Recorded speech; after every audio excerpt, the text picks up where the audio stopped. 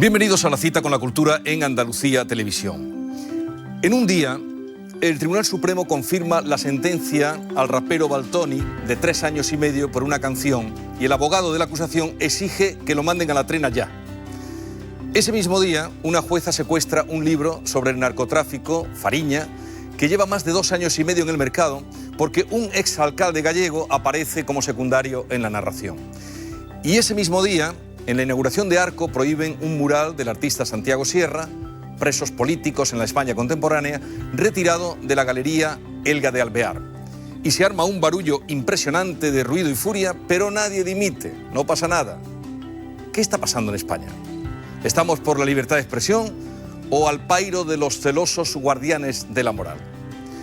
Héctor Abad Gómez, asesinado en Colombia en 1987 y padre del escritor que hoy nos visita, decía esto: la libertad de expresión es un derecho duramente conquistado a través de la historia por millares de seres humanos, derecho que debemos conservar. Pues eso, que no caiga en el olvido que seremos.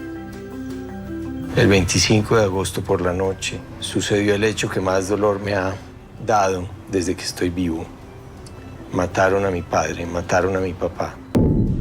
Hace ya 30 años, en las calles de Medellín, Colombia, 2 sicarios matan a sangre fría al médico, profesor universitario y defensor de los derechos humanos Héctor Abad Gómez.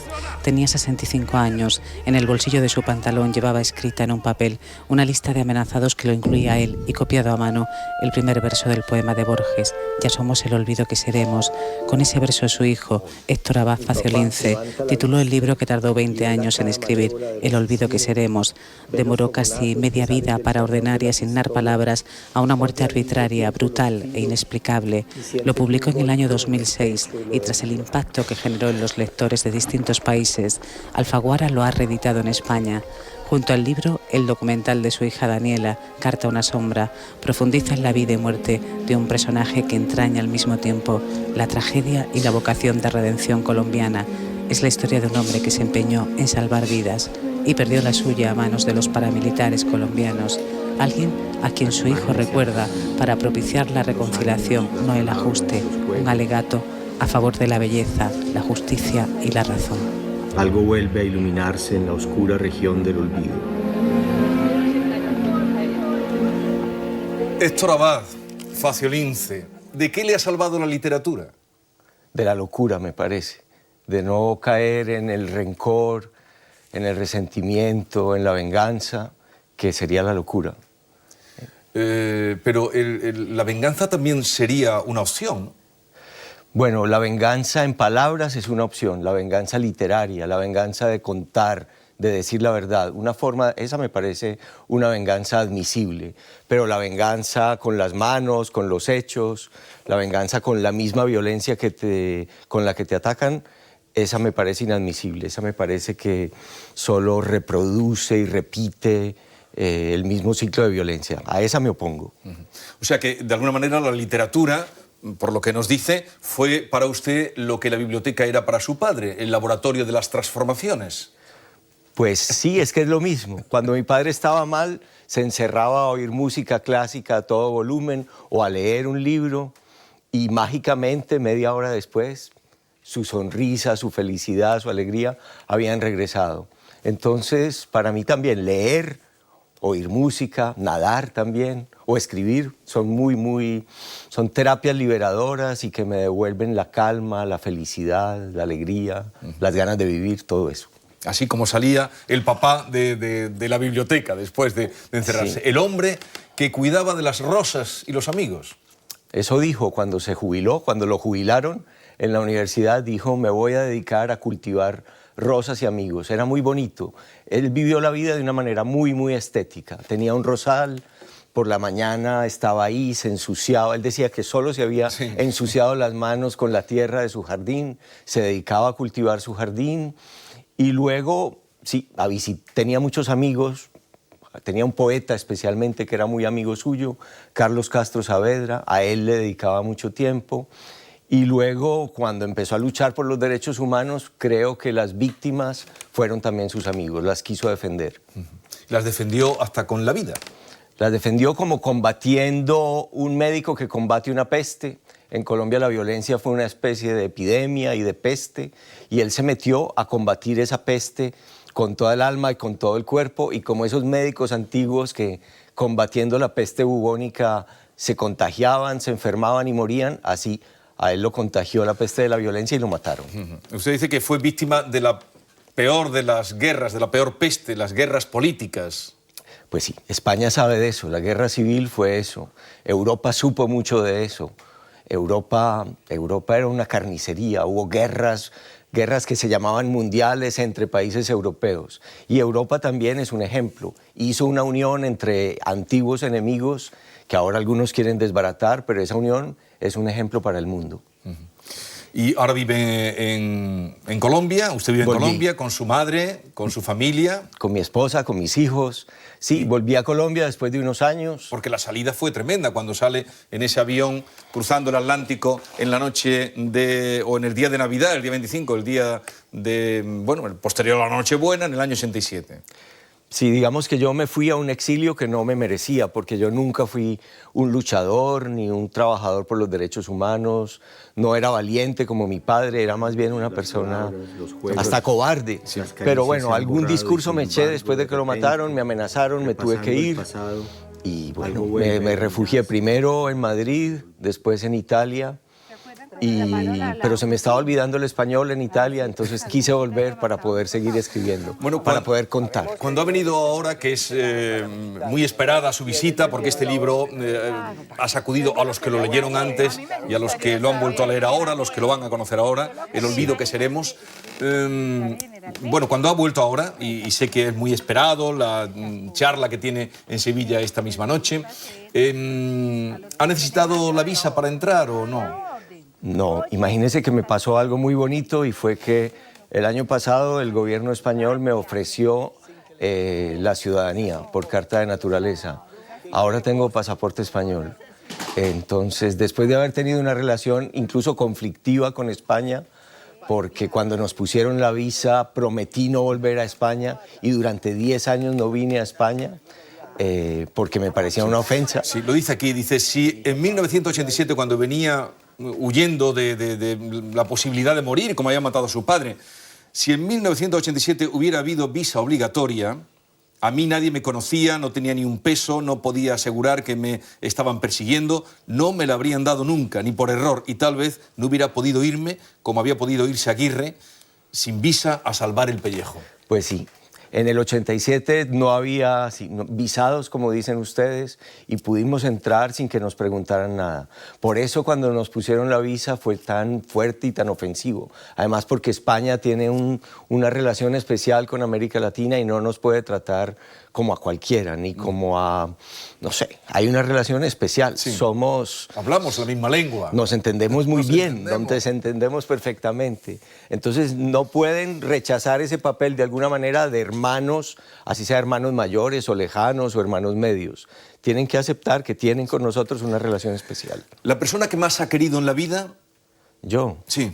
Mis hijos, sin duda.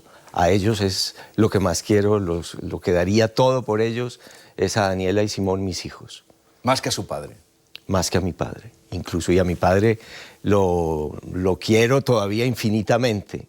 Pero creo también que mi padre me quiso más a mí de lo que yo lo quería a él. Uno quiere más a los hijos de lo que los hijos lo quieren a uno. Por eso cuando en la casa viene el golpe terrible de la muerte de la niña que aparece aquí, que es esta Marta, es Marta. Marta, sí, eso fue para mi padre y para toda la familia, eso fue devastador. Una niña de 15 años a la que le da un cáncer del que no la puede salvar un médico. Además, para él es un fracaso profesional no poder salvar a su hija y ver cómo se va desvaneciendo, desbaratando, deshaciendo entre sus manos. Eso, para nosotros presenciar eso y ver que mi papá, al que adorábamos, era impotente como médico para salvarla, es como un golpe de la vida. Sí. Wow. Yo le conozco ya como de la familia a usted, Héctor. Estoy viendo esa foto y claro, no sé si esa foto era cuando usted vivió el dolce far niente Qué maravilla, qué maravilla. Su vida era irse a la biblioteca del amigo cuando su padre fue cónsul en México, ¿no? ¿Era? Sí, pero esta foto es en el Pacífico colombiano, pero es lo mismo. Sí que se corresponde, pero ahí la felicidad del hijo, el padre, y usted se dedicaba a leer Proust por las mañanas. Pero ¿sabe qué es lo más bonito de esa foto? Que ese muchacho se parece mucho a mi hijo Simón y ese señor medio calvo se parece mucho a mí. Entonces es como si la vida pudiera seguir a pesar de todo. Mi hijo lee mucho y le gusta mucho el Pacífico también y a mí me gusta mucho estar detrás de él como soportándolo de alguna manera. Le decía que le conozco como de la familia por lo que usted ha revelado aquí. Le costó mucho escribir. Aquí dice, este libro es el intento de dejar un testimonio de ese dolor, un testimonio al mismo tiempo inútil y necesario. Inútil porque el tiempo no se devuelve ni los hechos se modifican, pero necesario al menos para mí porque mi vida y mi oficio carecerían de sentido si no escribiera esto que siento que tengo que escribir y que en casi 20 años de intentos no había sido capaz de escribir hasta ahora. Pues sí, yo había escrito muchos libros antes y después he escrito otros libros porque los he querido escribir, pero El olvido que seremos lo tenía que escribir, porque cuando la violencia llega a la puerta de tu casa, te toca, entra, sale sangre, la ves, la tocas y eres escritor, pasa el tiempo y llega un momento en que dices, pero es que esto también lo tengo que contar. Yo que prefiero hablar del amor, de la alegría, de las relaciones de pareja, de los hijos, de cosas felices, tengo también que contar de cuando entraron balas, salió sangre, se apagó una mente, nos ofendieron. Y usted fue corriendo y lo vieron allí, se abrazó. Su madre se abraza a él por las piernas, creo, y usted pues toca la... Ahí estábamos, sí, ahí estábamos. Mi madre le quita la argolla de matrimonio, yo busco en el bolsillo del saco, de la chaqueta, saco un poema, saco una lista de personas amenazadas. Y el poema que aparece es El olvido que seremos. Así empieza ese poema, es un soneto y empieza diciendo ya somos el olvido que seremos, el polvo elemental que nos ignora. Bueno, en fin, es un poema que aparentemente es de Borges, que creo que es de Borges, aunque no está en sus obras completas. Vamos a escucharlo. Ah, bueno. Bueno, ahora lo escuchamos porque tenemos, está en la película de su hija, que hay... Muy bien. Vamos a escucharlo, sí.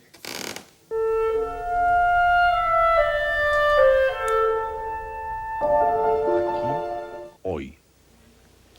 Ya somos el olvido que seremos, el polvo elemental que nos ignora y que fue el rojo Adán y que es ahora todos los hombres y que no veremos. Ya somos en la tumba las dos fechas del principio y del término, la caja, la obscena corrupción, el olvido que seremos. Y la mortaja. Hoy, justamente, Héctor, hace... Y las endechas. Debe ser 79 años que muere Machado. Antonio Machado. Fue hoy. El día 22 de febrero. Y en el bolsillo también le encontraron... Eran solo 2 versos. Esos días, esos días azules. Y ese sol de la infancia. Y ese sol de la infancia. Para mí esa salida de Machado de Barcelona en invierno, pasé por ahí, por Portbou. Y por Collioure, ¿no? Y llega a Collioure, pero es un sitio todavía muy ventoso, frío, helado, con la madre, que muere poco después. Para mí eso es una de las imágenes más tristes del poeta envejecido, enfermo, con un abrigo maltrecho, con una maletica, ligero de equipaje, que va derrotado a morirse. Ayer precisamente aquí, en Sevilla, en su ciudad, donde nació, en su casa con Huerto, compré la primera edición de Juan de Mairena. Ajá. Y estoy muy feliz de haberlo comprado porque es un libro que además, ha sido una iluminación para mí siempre. Y además termina el último, que creo que le llama El olvido, el último capítulo del libro, termina citando a Machado. Creo, efectivamente. Ayer se fue, mañana... No, perdón, a Quevedo en este caso. Pero cita también a Machado y cita sobre todo a Jorge Manrique, que le hace un homenaje a Pero Jorge a Machado Manrique. Siempre lo cito yo por dentro. A Machado lo llevo por dentro. Cuando yo estoy mal, me acuerdo de este poema que dice así: sabe esperar, aguarda que la marea fluya, así en la costa un barco sin que el partir te inquiete. Todo el que aguarda sabe que la victoria es suya, porque la vida es larga y el arte es un juguete. Y si la vida es corta, y no llega la mar a tu galera, aguarda sin partir y siempre espera, que el arte es largo y además no importa. Cuando uno está mal, cuando uno como que no le sale lo que escribe, cuando los libros no le gustan, cuando la vida es dura, recitar este poema de Machado para mí es como los creyentes que recitan una oración y se consuelan. Yo me consuelo con Machado. Y me da ánimos, como que hay que esperar. Uno puede esperar y la marea fluye. Hay que ver la literatura, el poder que tiene la literatura, las palabras. Sí, Machado fue no sé, hizo algo mágico con las palabras y nos enseña a vivir siempre. Bueno, usted lo ha hecho aquí también con las palabras y con el dolor y con la vida. Pues modesta y humildemente uno trata de imitar a sus maestros de la lengua española, pero no lo he logrado ni lo voy a lograr nunca. No, sí, lo ha logrado. No lo voy a lograr aquí nunca. Lo que dice todo el mundo de este libro, que lo llevamos muy pegado. Yo estaba diciendo, va a venir Uno Héctor, hace lo que puede, pero no. Y me decía, no, es el olvido que seremos, el olvido que seremos. Pues sí, este libro es para llevarlo, para ponerlo en el botiquín de auxilios. Bueno, en el botiquín de primeros gracias, auxilios. ojalá fuera cierto. Bueno, el dolor se llega a superar porque Camus, en Calígula, sí. Cuando hay una frase, no voy a decirla literalmente, pero dice, también el dolor se pasa. Era la desesperación por el dolor, por la muerte de la hermana que él quería. Dice, pero también el dolor se pasa. Sí, como en una novela española reciente, también esto pasará, afortunadamente. Buena novela, ¿eh? Muy buena novela. Muy buena novela. De Milena. Pues qué curioso. A mí el Calígula de Camus me encantó y me gustaba tanto que en la universidad yo me firmaba Calígula en muchos de los artículos que escribía, a pesar de ser un emperador terrible, pero esa obra de teatro y Camus en general es maravilloso. Sí, pero hay esa frase y está esa frase. Que dice, pero también cuando él se recrea en el dolor de la muerte de la hermana, la pérdida, y luego dice, pero también el dolor. Es más, ese es el sentido. Como que también el dolor y te quedas entonces ya sin dolor y sin nada. Es que hay una culpa cuando a uno le pasa algo muy horrible, cuando a alguien se le muere, a quien uno quiere mucho. Hay una culpa espantosa cuando empiezas a sentirte bien y feliz otra vez. Y piensas que no te lo mereces, que es una traición. Pero sin embargo, cuando uno ya después logra entender que no es una traición, sino que el muerto, al menos un muerto como era mi padre, lo que quisiera sería eso, que te recuperes y que recobres la alegría que él te enseñó a ver en la vida y que no te regodees en la tristeza ni menos en el resentimiento y en el dolor. Eso es bueno, reconstruir la vida hacia adelante. Y regalar rosas a quien se lo merece, porque él las rosas de ese rosal regalaba, pero a quien él...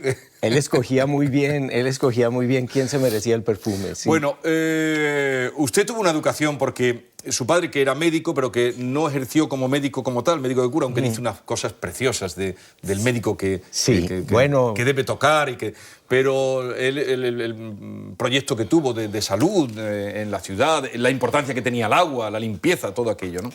En cambio, en la educación era totalmente cuando dice, ¿quieres que un niño sea bueno? Hazlo feliz. Sí. ¿Quieres que sea más bueno? Que sea más feliz. Sí, él creía que ese era el mejor método de educación. Él había recibido una educación muy distinta del padre, al que le tenía que tener casi que miedo más que respeto, y que si se caía del caballo con las mismas riendas del caballo, le pegaba a mi padre. Él quería educarnos a nosotros, a mis hermanas y a mí, de una manera completamente distinta, sin que le tuviéramos miedo. Para él, tenerle miedo al padre era como una aberración. Había que tenerle respeto, sí, pero sobre todo confianza, estar bien con él. Yo creo que le funcionó ese método de felicidad. Creo que nos dio como una confianza en el ser humano que le permite a uno seguir adelante. Una visión muy pesimista de la vida o de los seres humanos, de que hay que tener miedo, creo que no es muy conveniente para... Sí, es más por ese estado de la duda también, porque él habla de la importancia en la educación que es sembrar la semilla, él habla de la semilla de la duda. Él tenía una formación muy científica y la duda es lo típico de la ciencia. No saber si lo que el otro afirma es verdad o no y someterlo como a un riguroso escrutinio. Es lo contrario de la fe. La fe puede ser muy consoladora y muy tranquilizante, pero es esto y no admite dudas. La ciencia es la duda permanente. En cambio, él era, como usted también, con el tema religión, que en la casa pues su madre era religiosa, y había familia, incluso tenían unos pocos, hasta un arzobispo tenían, ¿no? Sí. Y en cambio él era, hablaba de Agnóstico. agnóstico, pero espiritual, Muy espiritual. y respetuoso. Bueno, eso era una cosa muy bonita de mi casa, y era que mi madre muy religiosa, muy católica, y mi padre agnóstico. Mi madre capitalista y mi padre socialista. Y sin embargo se entendían perfectamente. Mi padre me decía, ve a misa para que tu mamá esté tranquila, pero todo eso es mentira, pero ve a misa para que ella esté tranquila. No, pero usted dejó pronto de ir a misa. Bueno, sí, ya en la adolescencia dejé, y mi madre tampoco lo tomó mal. Ella siempre pensaba que mi papá era un santo ateo, un ateo santo, y entonces se respetaban mucho, ¿no? Yo creo que se puede convivir, que el ateo y la católica pueden convivir bien. El respeto. El respeto. Al ser humano. Su padre era creyente, sí, en el socialismo, y él decía, el futuro será socialista. Sí, él tenía esa ilusión de una sociedad más igualitaria, él tenía esa utopía. Yo creo que si no se parte como de demasiados prejuicios ideológicos, y si no se hacen demasiadas tonterías en la economía que en general los socialistas cuando están en el poder cometen, sí podemos aspirar a una sociedad menos desigual. Eso sí sería conveniente. Pero tengo también esa faceta un poco más capitalista de mi madre que me impide ser tan socialista como él. Él hablaba del dinero, dice una cosa muy bonita, bueno, lo dice usted, nos lo cuenta usted, cuando él habla que el dinero posibilita el tener un estado que no te agobie y tengas libertad de pensamiento, que era por donde empezaba el programa, libertad de pensamiento. Bueno, eso sobre todo, curiosamente, se lo dio fue mi madre, porque mi padre tenía una relación con el dinero de botarate, él todo lo regalaba, todo lo daba. Mi madre, más mesurada, que trabajaba muchísimo, había una solidez gracias a ella que le daba a mi padre la independencia, de que no lo podían estar amenazando de echarlo y de quitarle el dinero para que se callara. No lo callaron con eso. No lo callaron con nada. Con nada, sí. Ni con las balas, porque el poema que llevaba en el bolsillo siguió hablando por él. O si no, sus hijos seguimos hablando por él. Bueno, Charo Gutiérrez, Charo, aquí hola. Héctor Abad, que Bienvenido. estábamos deseando que viniera y tenerlo con nosotros. Así es. Muchas gracias. Muchas gracias por invitarme.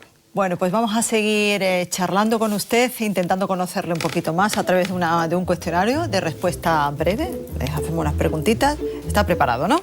Bueno, intentémoslo. ¿Qué remedio? ¡Qué remedio!, ¿no? ¿Su estado de ánimo? La serenidad, estoy tranquilo. ¿Escribir es lo mejor que sabe hacer? No, sé nadar mejor que escribir. Lo que más me gusta hacer y lo que mejor hago es nadar. Una palabra que condense lo que usted piensa de la literatura. Es como un sueño, sueño. ¿Las reglas o las normas están para cumplirlas o para saltárselas? Yo creo que hay que cumplir las reglas, pero si a uno no le gustan esas reglas, tiene que cambiar de convento. ¿Lo más valioso que le pueden robar de su casa, Héctor? El silencio y la calma. ¿Quién no ha llegado a entender de los españoles? No entiendo que cuando se despiden, cuando se van, dicen, venga.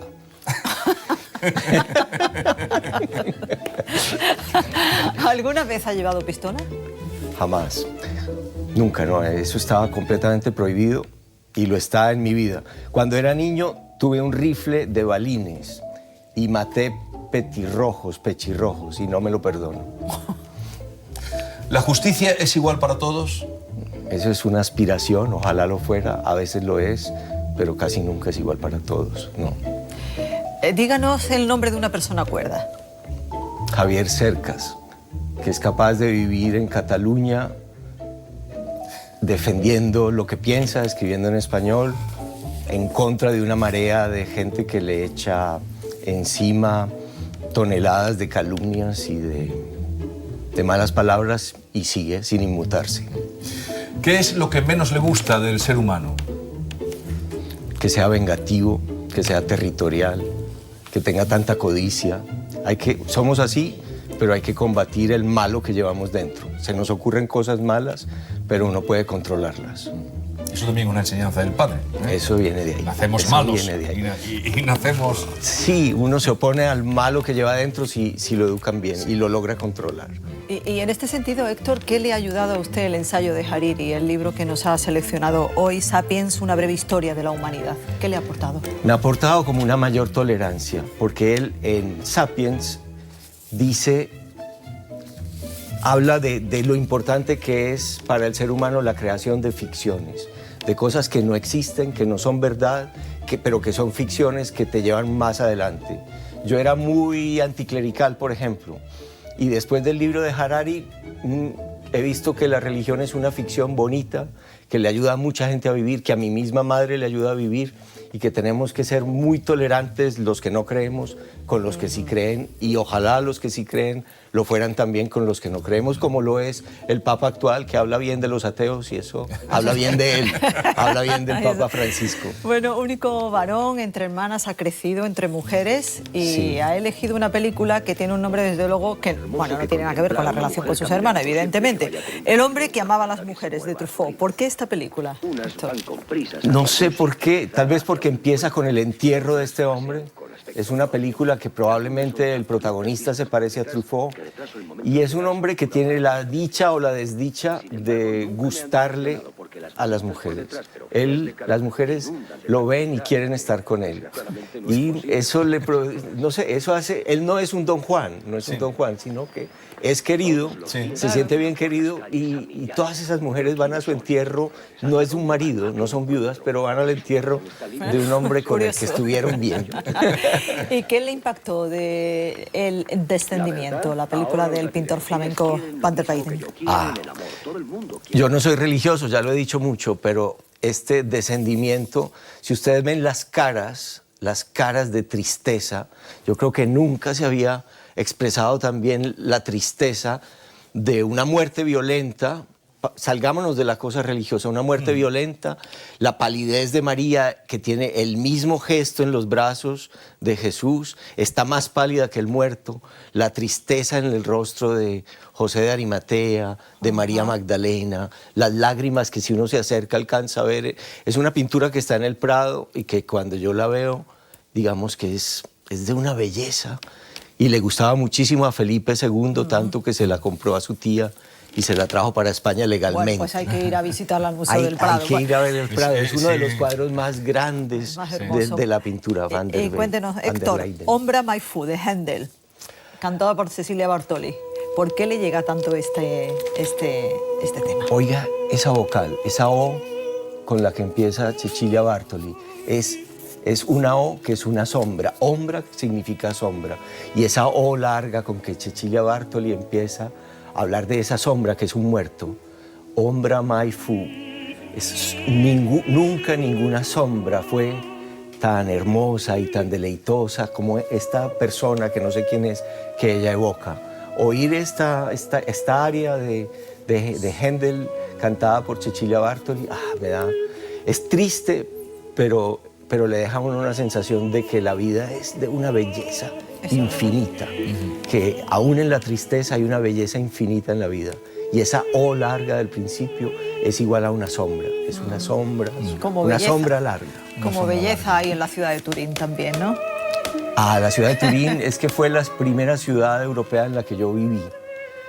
Y la Mole Antonelliana era una sinagoga, ahora es un museo. Y sin ser la ciudad más famosa ni más bonita de Italia, pasé allá los años más felices de mi vida. ¿Cuántos años estuvo en Turín? 5. 5, y nació mi hija, la que hizo esta película que han mostrado fragmentos. Sí. Bueno, en el libro precisamente hay aquí un código que se puede bajar la película que hizo su hija. Es lo bonito de esta edición de Alfaguara, que ella hizo un documental sobre el olvido que seremos, y en este código QR y además tiene todos los premios. A ver, una pregunta, ¿pero usted llegó a estudiar algo? Digo, normalmente, regladamente. Yo empecé muchas cosas. Por eso. Mi padre fue muy tolerante conmigo, me dejaba cambiar de carrera. Sí, finalmente terminé letras y literaturas modernas en Turín, me pude graduar. Vale. Pero cuando venga la hija de Charo con una suspensa o mi hijo con una o dos, ¿qué hacemos? Pues la animan a que no le vuelva a pasar. Vale. Bueno, buena enseñanza. Bueno, vamos a ver cómo ha quedado de su paso por aquí en nuestro fotomatón. Vamos a ver cómo ha quedado. ¿Y eso es qué? Ah.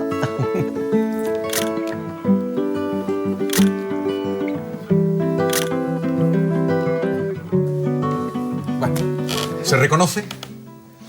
Supongo que ese soy yo. ¿Qué se va a hacer? Bueno, Héctor Abad Faciolince, ha sido un grandísimo placer tenerle con nosotros. Para mí un gusto conversar con ustedes. Muchas gracias. Le queremos, después de leer este libro, tenemos que quererle. Y yo invito a que entren en él, El olvido que seremos, entren en este libro. Léanlo. Muchas gracias. Hasta siempre. Un abrazo a los andaluces, un abrazo fuerte. Muchas gracias. Bueno, pues aquí concluimos. Recuerden que si quieren volver a ver este programa pueden hacerlo a las 11:15 de esta noche en esta misma cadena. Lo pueden hacer también en Televisión a la Carta y a través de YouTube. Ya lo saben. Disfruten con la cultura. Hasta luego.